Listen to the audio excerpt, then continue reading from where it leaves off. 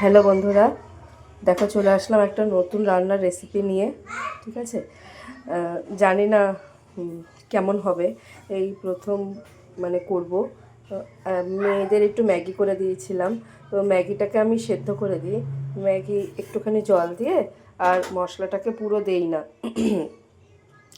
একটুখানি মশলা দিয়ে সেদ্ধ মতন করে দিই। ওটা ওরা ভালো খায়, আর মশলাটাও পেটে যায় না। ওটা মোটামুটি ঠিকই আছে। তো ম্যাগি মেয়ে খেলো না, তো এবার ম্যাগিটাকে তখন আমি কি করব? তা অতখানি ম্যাগি তো আর নষ্ট করা যায় না। ম্যাগিটা পরে আমি রেখে দিয়েছিলাম, ওটাকে আমি একটু পেঁয়াজ দিয়ে আর একটু মশলা দিয়ে একটু গোলমরিচ দিয়ে ভালো করে প্রথমে তেলে একটু সাঁতলে নিলাম। তারপরে ময়দাটাকে মেখে তার ভেতরে এগুলো পুর মতন ঢুকিয়ে একটু লিট্টি টাইপের করছি।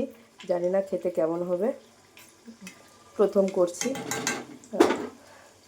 তাই ভাবলাম তোমাদের সাথে একটু শেয়ার করি।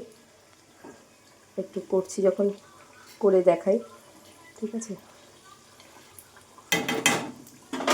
তাই তোমাদেরকে দেখালাম। মোটামুটি লিট্টির মতনই হচ্ছে, দেখো বন্ধুরা। ময়দাটাকে একটু ময়াম দিয়ে মাখিয়েছি, হ্যাঁ, আর ভেতরে ম্যাগির পুর আছে। ম্যাগিটাকে ভালো করে বললামই তো, তো ওরকম করে নিয়ে একটু পেঁয়াজ টিয়াজ দিয়ে ভালো করে সাঁতলে নিয়ে তেলের মধ্যে তারপরে দিয়েছি। ম্যাগিটাও বেশ ভালোই হয়েছিল। আর যখনই কোনো ভাজাভুজি করি না কেন, প্রথমে না হাই হিট দিই না। অনেকে হাই হিট দিয়ে বড়াটাকে, যে কোনো বড়া বলো, যে কোনো ভাজা বলো, ওপরটা পুড়ে যায়, ভেতরটা কাঁচা থাকে। আমি একটু অল্প স্টিমে দিয়েছি, অল্প স্টিমে দিয়ে ধীরে ধীরে এটা ভাজবো। আর বেশ ফুলেও গেছে দেখছি, বেশ সুন্দরই হয়েছে, মানে হচ্ছে এখনও। ঠিক আছে,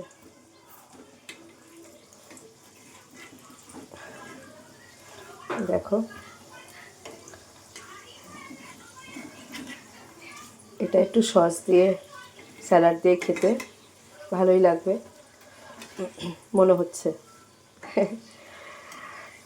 দেখো আমার গলায় অনেক সময় অনেক কিছু ভুলভাল হতে পারে, তোমরা কেউ কিছু মনে করো না।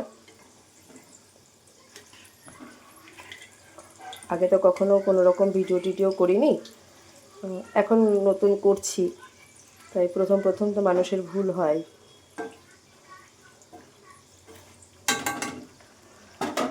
দেখো দেখালাম, বেশি না, 6 পিস করেছি, আর 2 পিস আছে, আর এই যে 4 পিস কড়াইতে। ঠিক আছে, পরে আসছি, খেয়ে জানাবো কেমন হলো। টাটা।